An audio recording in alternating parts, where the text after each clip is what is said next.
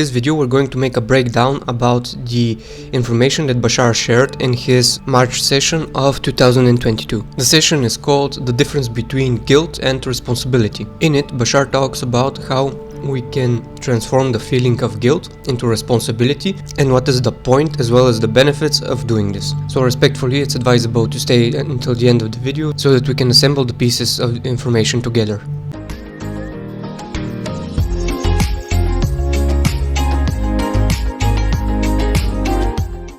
If you don't know who Bashar is, you can check out the short description that we have in the KeyPracticalBuild.com website, or visit his website, which link as well as the one for the session you can find down below in the description of the video. If you're new to the channel, remember to subscribe so that you can keep an eye out for the new videos and receive notifications for when they are being uploaded.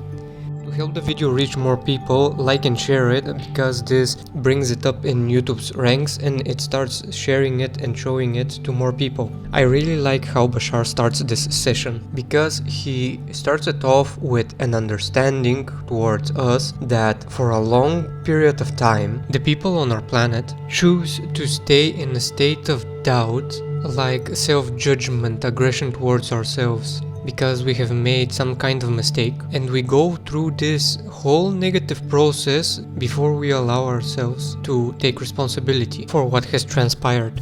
The reason I liked this start so much is because focusing on this idea helped me realize that when we want to take responsibility for something, we start looking for ways to convince ourselves that we are not going to repeat this mistake again. But this line of thinking starts creating more trouble, because while pushing ourselves to take responsibility, we're actually averting ourselves from it. And the thing that Bashar tells us is that in these moments of, let's say, disappointment towards ourselves that we've made this mistake, we can just recognize that this is something we don't prefer, and from there on, our next choice or decision should be focused on what we would prefer to experience. And this is taking responsibility. There's no need for us to convince ourselves that we're bad people or that we need to change. The recognition that we've done something that brings us out of alignment with what we prefer to experience and that we have a different preference is enough. And the idea is to focus on what our next step should be so that we can move forward in the desired direction. And this shortens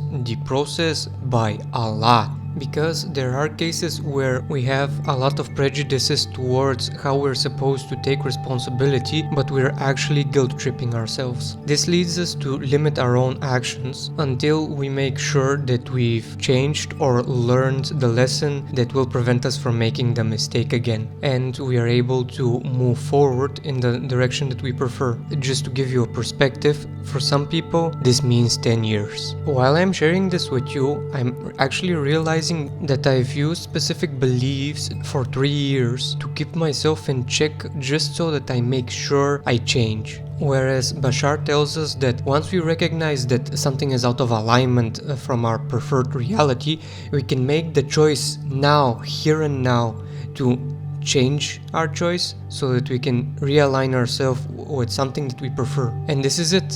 And again, just to put it in perspective, what's 10 years? What's a moment? As a solution to how we can make these decisions easier to take responsibility, i.e. to use our ability to respond, because this is what responsibility is. Responsibility is the same method he gives us when dealing with anger or rage. Meaning that when we experience an emotion that indicates something is riling us up, we can use it to recognize that the thing that we are doing at this very moment is something that is out of alignment, something that we don't prefer in our reality. And the next question is, what can I do to go back into alignment? And this is when we start seeing all the different possibilities and opportunities that will lead us back into the preferred reality. It's just that we need to choose and act on one of them. And this is it. Simple as that. If we follow this process, things work out. And it's just about us being a little more aware and conscious about our actions.